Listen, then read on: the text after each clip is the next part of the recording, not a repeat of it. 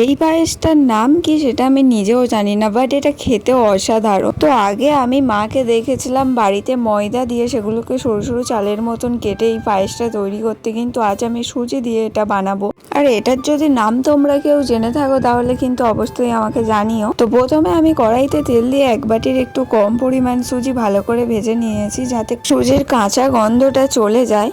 তারপর সেই একই পরিমাণের অল্প অল্প করে জল দিয়ে একটা ডো টাইপের বানিয়ে নিয়েছিলাম। সুজিটা কড়াইতে তাড়াতাড়ি নামিয়ে এটা মেখে নিতে হবে, নাহলে শক্ত হয়ে যাবে আর মাখা যাবে না।